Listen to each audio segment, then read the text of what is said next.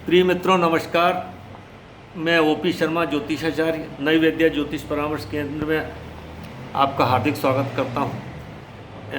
लघु पाराशरी के श्लोकों के वाचन की श्रृंखला में 21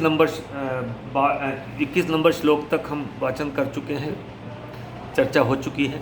अब आज हम श्लोक क्रमांक 22 का उल्लेख करते हैं। 22 में बताया गया कि नवमेश दशमेश की युति को अच्छा बताया गया।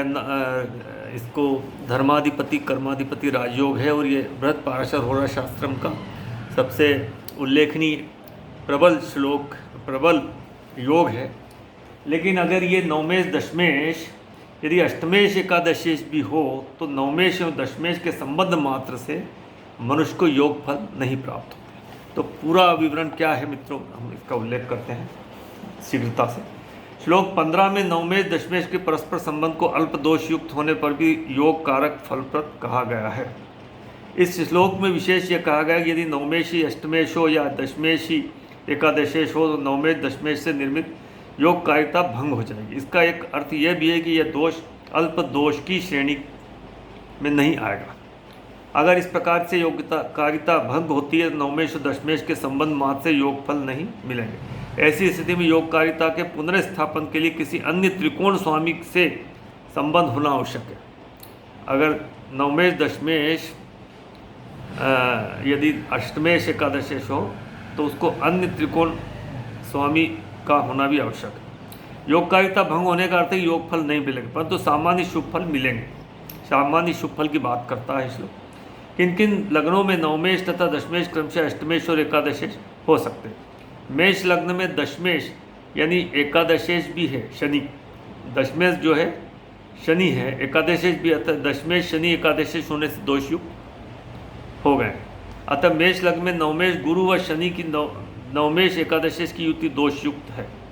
मिथुन लग्न में नवमेश शनि अष्टमेश भी होने से दोषयुक्त हो गए। अतः मिथुन लग्न में नवमेश शनि व दशमेश गुरु की युति दोषयुक्त। अतः मात्र उपरोक्त मेष व मिथुन लग्नों में ही उल्लेखनीय स्थिति निर्मित होती। अतः उपरोक्तानुसार किसी भी लग्न में अष्टमेश और दशमेश और नवमेश और एकादशेश एक ही ग्रह नहीं बनता। इसके अलावा नवमेश दशमेश का योग भंग होने की स्थिति में यदि उसका संबंध लग्नेश या पंचमेश से हो जाए तो विशिष्ट योग बरकरार रहेगा, ऐसा इस श्लोक का आशय है।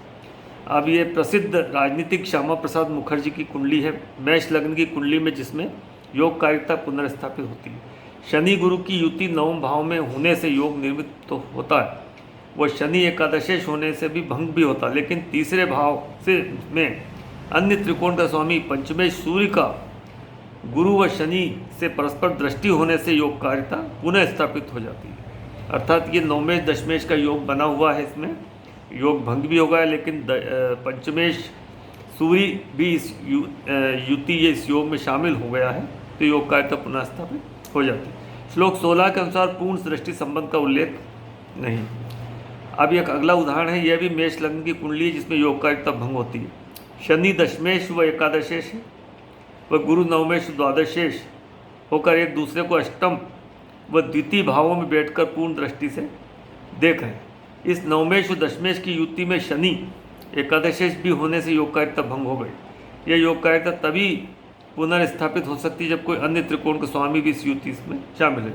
लेकिन त्रिकोण का कोई स्वामी तो इस युति में शामिल नहीं हुआ, बल्कि अशुभ भावेश बुध तृतीयेश और षष्ठेश व शुक्र जो कि प्रबल मार्केश सप्तमेश और द्वितीयेश भी शामिल होने से जातक को स्थायित्व की कमी के कारण बार बार व्यवसाय बदलना पड़ता है। अब अन्य उदाहरण देते हैं। ये मिथुन लग्न की कुंडली, इस कुंडली में नवमेश व दशमेश शनि व गुरु का परस्पर राशि परिवर्तन है।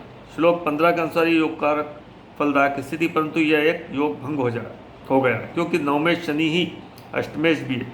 यह योगकारिता तभी पुनर्स्थापित होगी जब इस योग में अन्य किसी त्रिकोण स्वामी का सहयोग हो। इस कुंडली में शनि का पूर्ण दृष्टि संबंध लग्नेश चतुर्थेश बुध से होने से योगकारिता पुनर्स्थापित हो जाती है। बुध इसमें मिथुन में योगकारी है, लग्नेश और चतुर्थेश के। एक अन्य उदाहरण, ये कुंडली प्रसिद्ध वैज्ञानिक अल्बर्ट आइंस्टीन की है। इस कुंडली में नवमेश और दशमेश शनि वो गुरु का राशि परिवर्तन। श्लोक 15 के अनुसार ये योग कारक फलदायक स्थिति है, लेकिन नवमेश शनि के अष्टमेश होने से योगकारिता भंग हो जाती। लेकिन किसी अन्य त्रिकोण के स्वामी के भी इस योग में शामिल होने पर योगकारिता पुनः स्थापित हो जाती। इस कुंडली में नवमेश शनि के साथ लग्नेश और चतुर्थेश बुध व पंचमेश शुक्र भी शामिल होने से योगकारिता पुनः स्थापित हो जाती।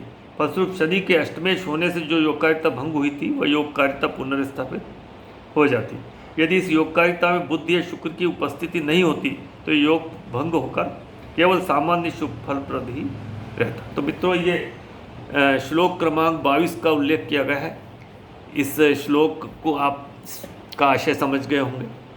वीडियो आपने पूरा देखा, इसके लिए मैं धन्यवाद देता हूँ। वीडियो यदि अच्छा लगता है तो लाइक कीजिए, चैनल को सब्सक्राइब कीजिए, शेयर कीजिए।